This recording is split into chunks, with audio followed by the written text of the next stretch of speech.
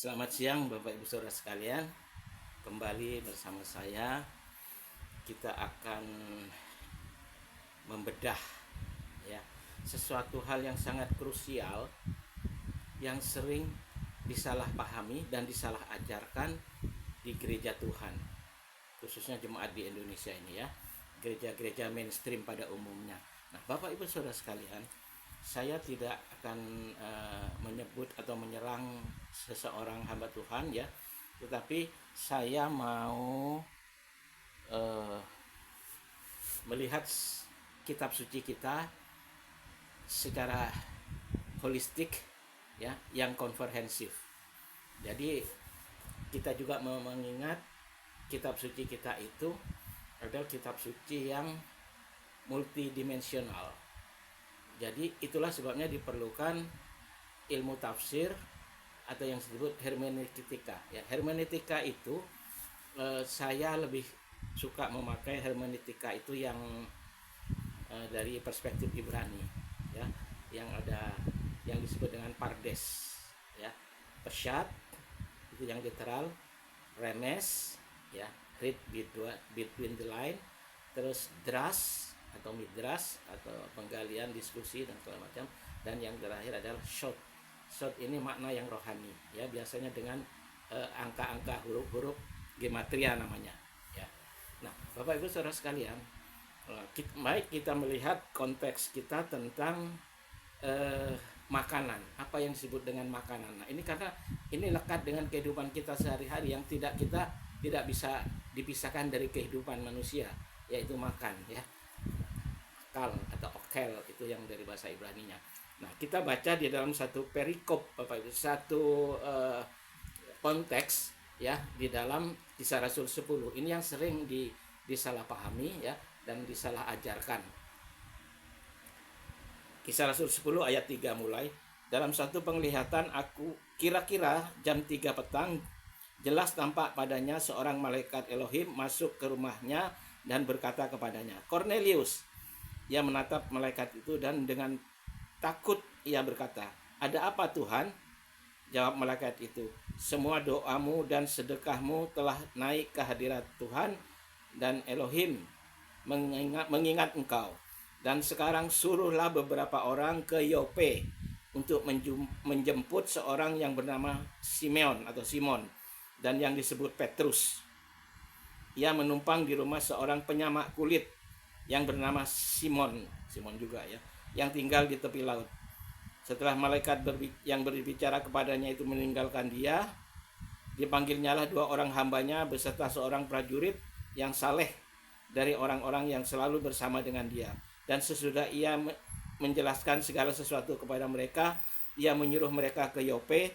Keesokan harinya ketiga orang itu berada dalam perjalanan dan sudah dekat kota Yope. Kira-kira pukul 12 tengah hari, naiklah Petrus ke atas rumah untuk berdoa. Ia merasa lapar dan ingin makan, tetapi sementara makanan disediakan, tiba-tiba rohnya diliputi kuasa ilahi. Tampak olehnya langit terbuka dan turunlah suatu benda berbentuk kain lebar yang bergantung pada keempat sudutnya yang diturunkan ke tanah. Perhatikan, di dalamnya terdapat pelbagai jenis binatang berkaki 4, binatang menjalar dan burung. Kedengaranlah olehnya satu suara yang berkata, "Bangunlah hai Petrus, sembelihlah dan makanlah." Tetapi Petrus menjawab, "Tidak Tuhan, tidak, sebab aku belum pernah makan sesuatu yang haram dan yang tidak tahir." Kedengaran pula kedua kalinya suara yang berkata kepadanya, "Apa yang dinyatakan oleh Elohim, apa yang dinyatakan halal oleh Elohim, tidak boleh engkau nyatakan haram." Hal ini terjadi sampai 3 kali dan segera sesudah itu terangkatlah benda itu ke langit. Nah, Bapak Ibu Saudara sekalian, kita melihat peristiwa ini, seringkali orang menganggap, oh itu makanan, ya, makan apa aja boleh, ya. Kan Tuhan menciptakan, semua yang diciptakan Tuhan itu baik, ya, tidak ada yang katanya haram dan halal. Jadi istilah halal dan haram ini, saudara, ini serapan dari bahasa Arab yang kurang tepat. Ya, perspektif Ibrani kita ini, kitab suci kita itu lebih memakai dari bahasa aslinya itu tahor yang bisa disebut dengan tahir ya, itu atau disebut dengan unclean ya. Tidak unclean itu tahor itu clean ya, bersih. Sedangkan yang tame atau unclean, itu yang tidak layak untuk ritual atau untuk dikonsumsi. Nah sebenarnya itu kalau bilang halal dan haram terus dikaitkan dengan sorga segala macam, Bapak Ibu Saudara sekalian, secara langsung memang tidak, tetapi itu ada hubungannya. Nanti akan saya jelaskan ya di dalam kitab yang lain. Nah kita baca di dalam konteks ini, Simeon Kefa itu dia sedang mau naik ke loteng untuk berdoa ya. Dia di rumah Simeon penyamak kulit. Jadi nama Simeon atau Simon itu, Simon itu banyak di sana ya. Pada waktu itu banyak yang memakai nama itu karena itu bagus ya. Simeon ya, Simeon Kefa atau Simon Petrus. Ya, itu hanya phonetic correspondence atau gejala bahasa itu tidak masalah ya. Karena memang Tuhan memakai bahasa itu untuk menyampaikan maksudnya, walaupun primernya ditulis dalam bahasa Ibrani ya, dalam bahasa Yunani ya, pada yang disebut dengan perjanjian yang diperbaharui itu. Nah, Bapak Ibu Saudara sekalian, seringkali orang diajarkan ya, mendengar di gereja ya, dan akhirnya diajarkan turun temurun udah ratusan tahun Bapak Ibu Saudara sekalian. Di Indonesia kekristenan itu ada sekitar 70 tahunan dah. Ya. Nah, itu mereka diajarkan terus-menerus Bapak Ibu Saudara sekalian. Kan waktu awal-awalnya pengertian atau pemahaman kepintaran manusia itu akan firman itu kan sedikit. Nah, jadi kan progres terus meningkat yang disebut dengan progressive revelation. Nah, firman Tuhan memakai kaidah ini Bapak Ibu Saudara sekalian. Jadi perlahan-lahan orang itu akan diajar untuk memahami. Nah, itulah perlu kata belajar atau discipleship. Maka murid-murid disebut disciples atau talmidim. Ya, Bapak Ibu Saudara sekalian, seringkali ayat ini yang sering dipakai. Mari kita buka dulu ya sebelum bahasan lebih jauh. Kita akan membuka di dalam 1 Timotius 4 ya, ayat 3 dan 4, ayat 3 sampai 5 ya. Mereka itu melarang orang kawin, melarang orang makan makanan yang diciptakan Elohim, supaya dengan pengucapan syukur dimakan oleh orang percaya dan yang telah mengenal kebenaran. Ayat 4. Karena semua yang diciptakan Elohim itu baik, dan satu pun tidak ada yang haram, jika diterima dengan ucapan syukur. Kata jika ya, jika diterima dengan ucapan syukur, sebab semuanya itu dikuduskan oleh firman Elohim dan oleh doa. Nah, seringkali kalau kita baca tadi pada tataran yang pertama pesyat ya, atau yang literal, nah itu seringkali kita bisa salah. Karena kekristenan itu sering memakai cara berpikir yang disebut dengan Greek linear thinking atau cara berpikir yang linier ya, yang hanya satu bidang, kebenaran itu ada hanya di satu garis lurus saja. Sedangkan kebenaran kitab suci itu bisa muncul secara paradoksal. Seringkali itu kelihatannya antagonistik, tapi sebenarnya itu satu kesinambungan atau satu kelanjutan. Misalnya ini garis yang dilengkungkan terus dibuat lingkaran. Nah, cara berpikirnya siklis ya, sirkular Bapak Ibu Saudara. Jadi kebenaran itu bukan hanya di satu kutub saja, tetapi kebenaran bisa dilihat dari begitu Bapak Ibu Saudara sekalian. Karena itu kita akan bersyukur bahwa apa yang akan kita pelajari ini sesuatu yang bisa mengangkat iman kita ya. Nah, kalau kita melihat di sini kata makanan ya, ayat 4, semua yang diciptakan Elohim itu baik dan satu pun tidak ada yang haram jika diterima dengan ucapan syukur ya. Ayat yang ketiganya ya, gini, mereka itu melarang orang kawin, melarang orang makan makanan yang diciptakan Elohim. Nah, kata makanan di sini ya, ini dalam bahasa Yunaninya itu, Gerikanya itu pakai kata bromaton atau bromatos atau broma, dari kata broma. Nah, ini strong concordance-nya ada di nomor SC ya, strong concordance. G itu Greek 1033. Jadi per definisi adalah di situ food or article, ya, allowed diperbolehkan, or forbidden tidak diizinkan by the Jewish law. Nah, the Jewish law ini, hukum Yahudi ini, mana hukum Yahudi yang ada tertulis di dalam kitab suci? Itu adalah Imamat 11. Imamat pasal 11. Ini pakemnya. Jadi inilah yang sebenarnya pokok bahasan tentang makanan. Apa yang boleh dimakan di situ disebut dengan tahor atau kosher. Nah, sistem pola diet ini, makanan itu disebut kasrut, ya, kasrut. Nah, kasrut itu makanan yang di sistem makanan. Nah, makanan yang diperbolehkan atau makanan yang layak, yang allowed, itu adalah yang disebut dengan tahor, ya. Tahor itu atau tahir itu clean bahasa Inggrisnya, ya kan. Sedangkan yang satunya lagi yang tidak tahir itu adalah tame.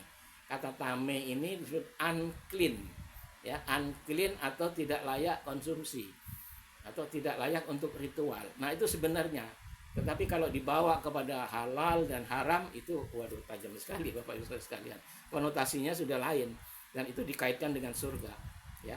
Memang ada kaitannya dengan surga. Kitab suci kita ini diberikan ini supaya tujuan akhirnya, ya, ultimate goal-nya itu adalah hasyamayim atau olam haba, ya kan, dunia yang akan datang. Kita bukan hidup hanya di dunia olam haseh atau di dunia ini saja, tetapi di dalam olam haba, ya, atau di dalam nanti kekekalan. Bapak Ibu Saudara sekalian, kata di situ makanan, kata Brahma itu definisinya sudah jelas, ya. Food allowed or forbidden by the Jewish law, ya. The Jewish law itu ada di dalam Imamat pasal 11. Panjang tuh, kalau Bapak Ibu Saudara punya waktu belajar baca itu.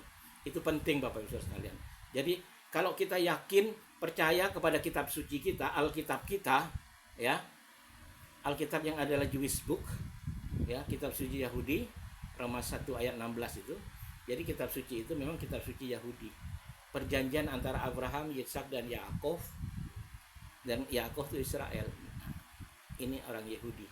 Yehudim, ya. Nah, jadi Bapak Ibu Saudara sekalian, pemahamannya memang seperti itu.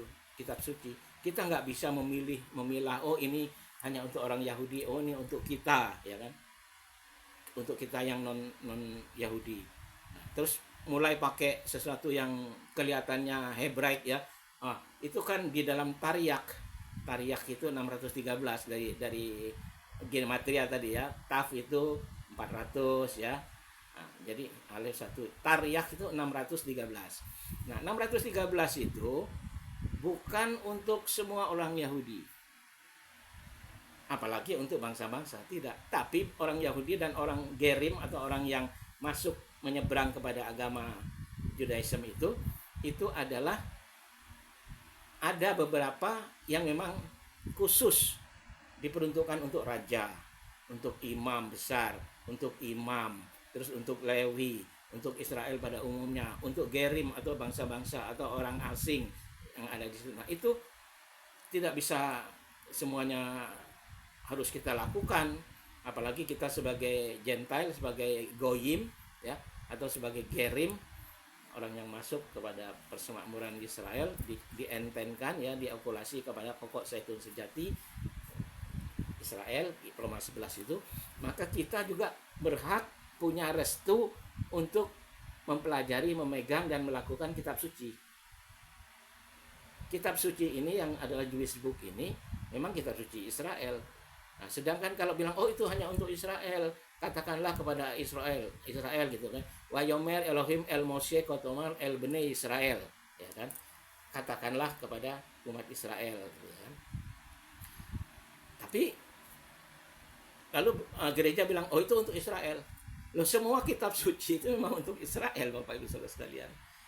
Bahkan yang perjanjian baru, yang katanya perjanjian baru itu pun untuk Israel pada instansi pertama. Jadi pada prioritas utama itu memang untuk orang Yahudi, ya. kitab suci itu Bapak Ibu sekalian.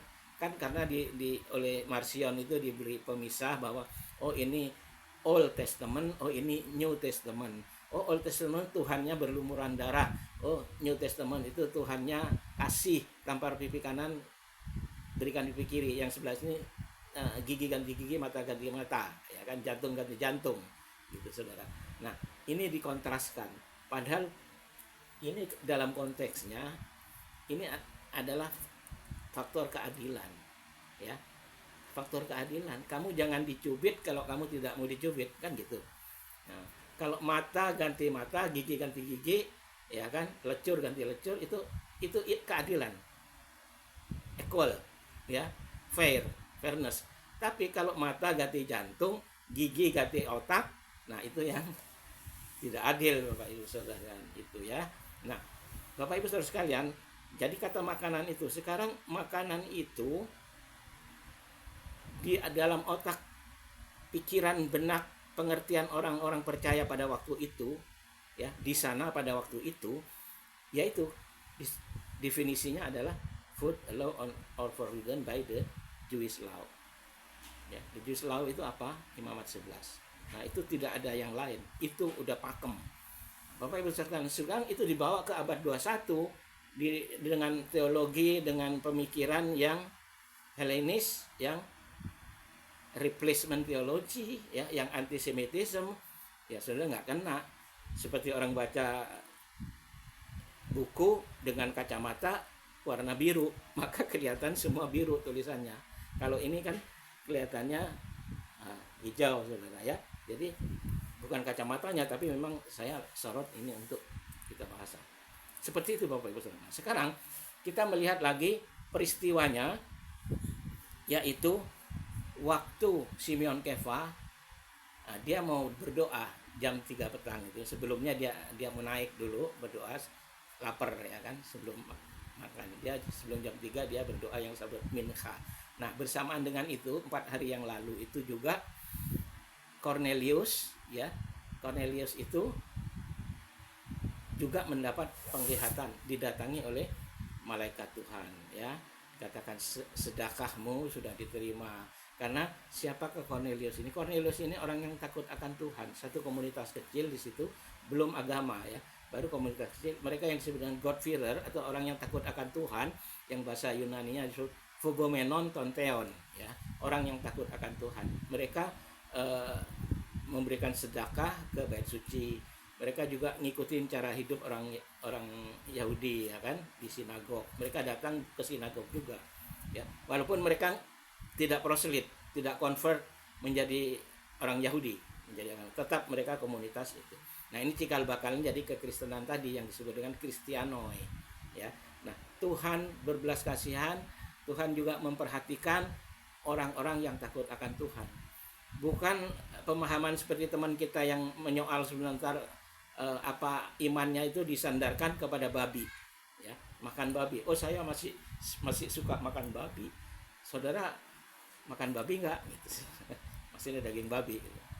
Saudara, ini sangat tidak elegan, ya, disampaikan di umum, gitu, ya. Dalihnya karena itu. Jadi iman kekristenan itu diidentikan dengan makan babi. Padahal jelas itu makan babi itu adalah binatang yang tame, ya, unclean, yang tidak diizinkan untuk dikonsumsi oleh umat Tuhan. Apa alasannya? Oh, sekarang sudah ada alasan medis, Bapak Ibu Saudara. Tidak. Dulu Tuhan memberikan itu bukan karena alasan medis, ya, tetapi itu ketetapan Tuhan, yang disebut ketetapan atau bahasa Ibrani-nya kukim.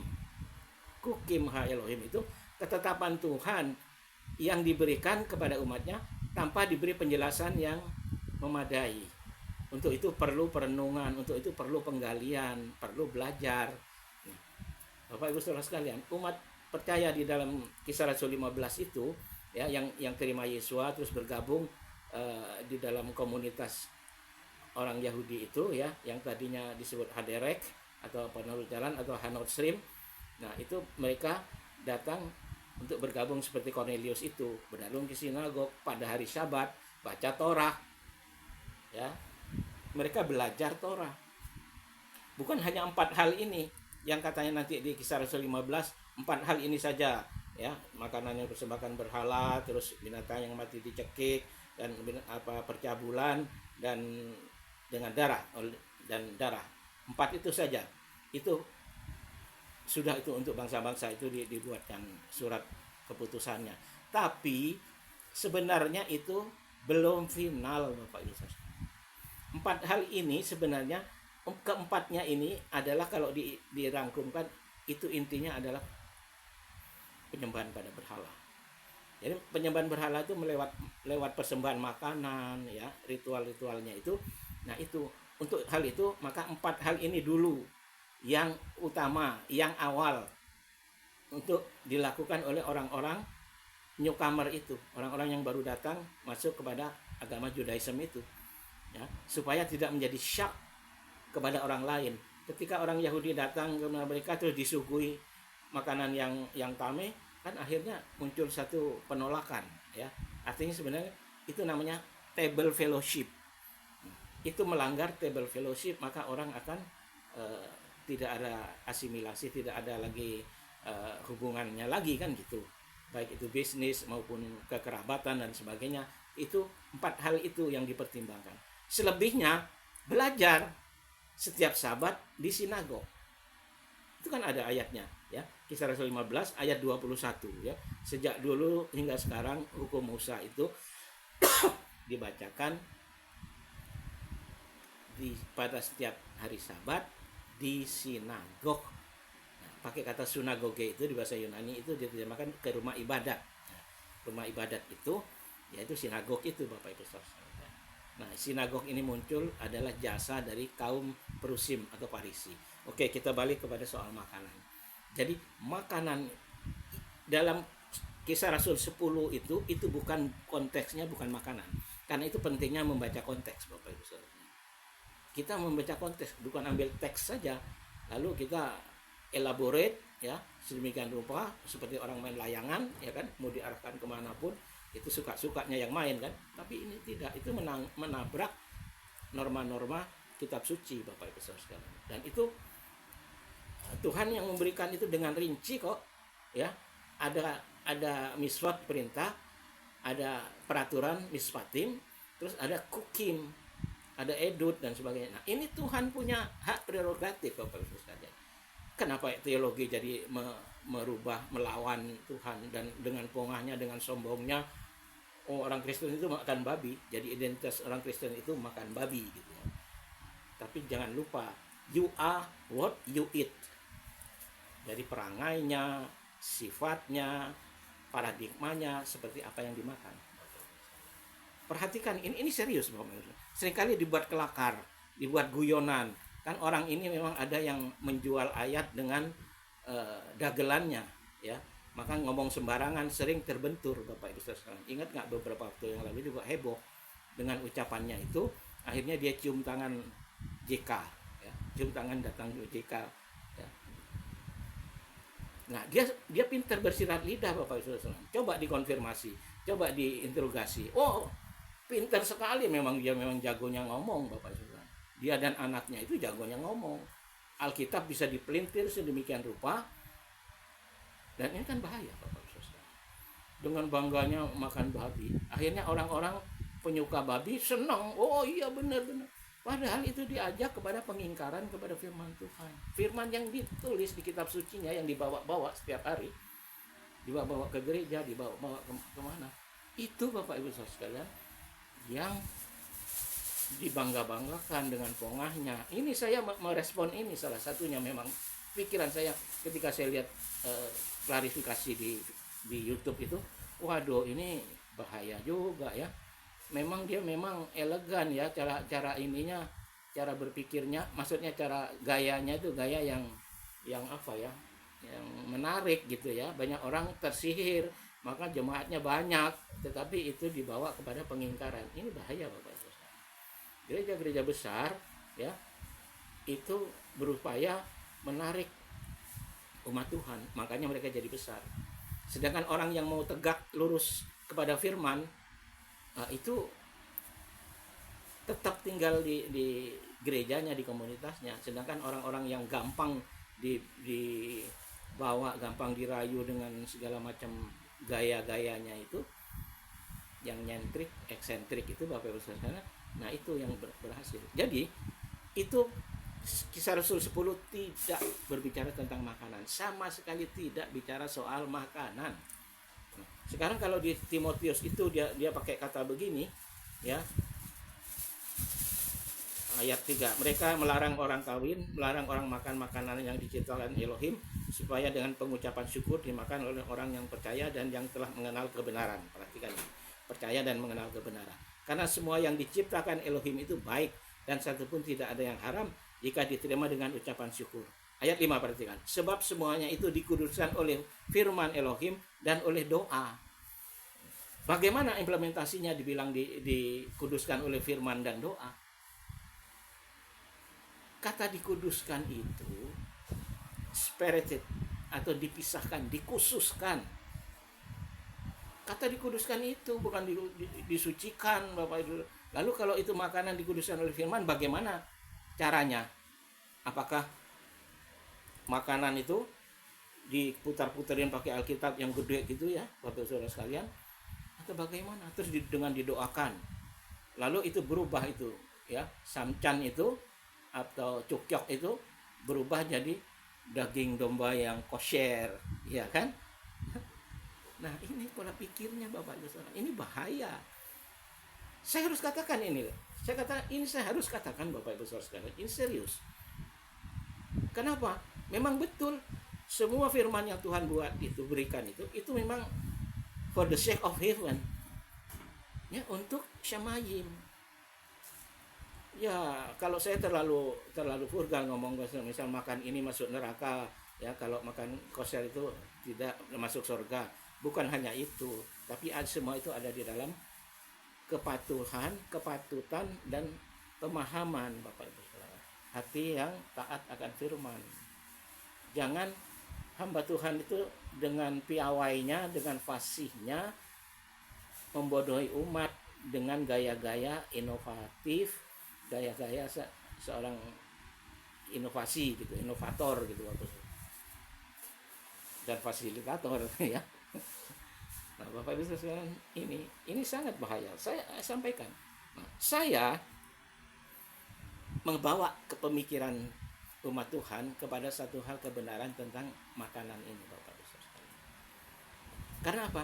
Yang disebut dengan makanan itu, ya itu konsepnya itu seperti di dalam bahasa Yunani itu ditulis dengan broma itu.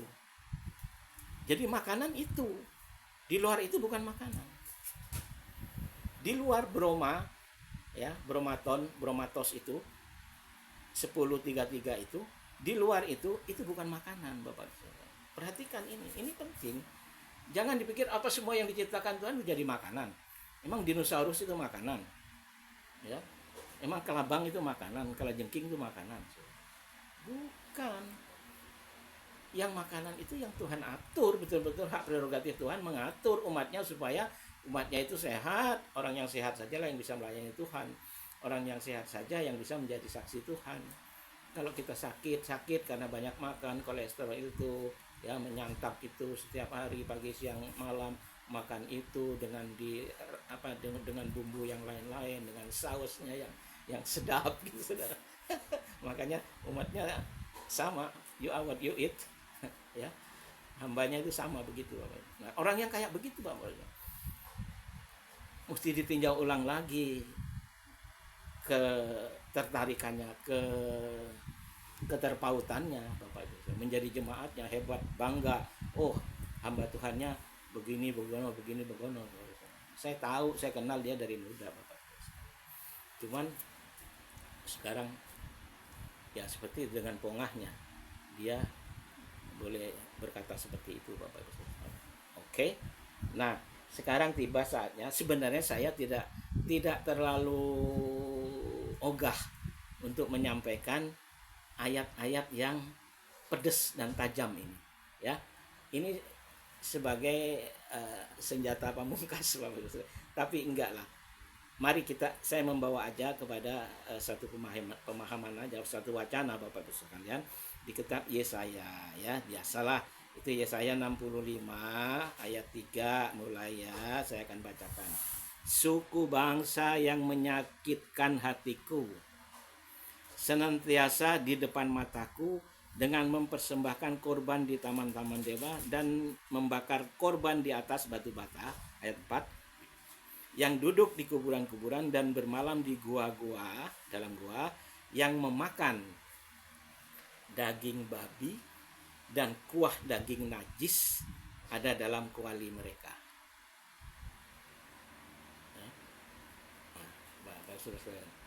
Daging najis dan kuah daging babi dan kuah dari daging yang najis, yang lain-lain itu ya, ada di kuali mereka ya.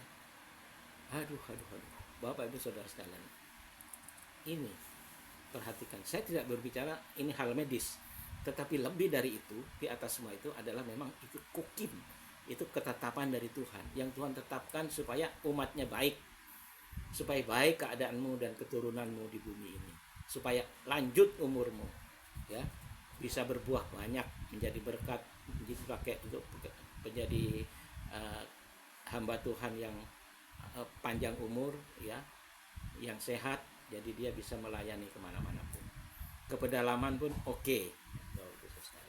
Begitu ya. Nah, satu lagi ayat yang sebenarnya lebih bombastis, Yesaya 66 ayat 17 Bapak Ibu Saudara. Ini sebenarnya saya tidak mau menghakimi ya, tidak terlalu ogah, tidak terlalu suka untuk pakai ayat ini, tetapi ya perlu kita dengar ya.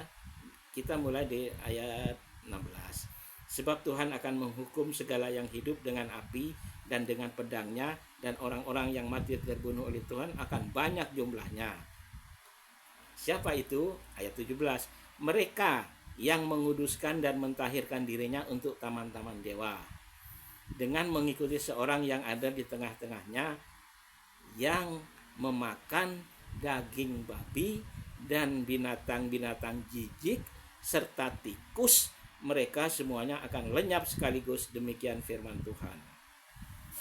Ayat 18. Aku mengenal segala perbuatan dan rancangan mereka, dan aku akan datang untuk mengumpulkan segala bangsa dari semua bahasa, dan mereka itu akan datang dan melihat kemuliaanku. Aku akan menaruh tanda-tanda di tengah-tengah mereka dan akan mengutus dari antara mereka orang-orang yang terluput kepada bangsa-bangsa, yakni Tarsis, Pul dan Lut dan Mesek dan Ros dan Tubal dan Yawan, ke pulau-pulau yang jauh yang belum pernah mendengar kabar tentang aku dan yang belum pernah melihat kemuliaanku, supaya mereka memberitakan kemuliaanku di antara bangsa-bangsa. Siapa itu dari negeri yang jauh? Ada sahabat saya, teman saya bilang, oh ujung bumi itu ternyata di Papua katanya. Ya. Nah, negeri Nusantara inilah juga ada di dalam hati Bapa, supaya umatnya itu hidup sesuai dengan miswot, miswatim, dan hukim dari Tuhan, yaitu Torah. Torah itu pengajaran, Torah itu bukan hukum. Memang di dalam pengajaran itu ada punishment, disiplin, ya. Diberkati yang melakukan Torah, ya kan? Tetapi yang tidak melakukan akan dikutuk. Tapi saya tidak menjual kutuk dan saya tidak menjual surga neraka, Bapak. Saya hanya menyampaikan karena kasih, ya. Jadi apa yang selama ini ada di dalam pikiran kita, kita dibawa pada pengingkaran, menjauhi kebenaran firman Tuhan yang sudah Tuhan berikan, itu firman yang terbaik bagi kita. Amin. Selamat siang, Tuhan memberkati. Shalom.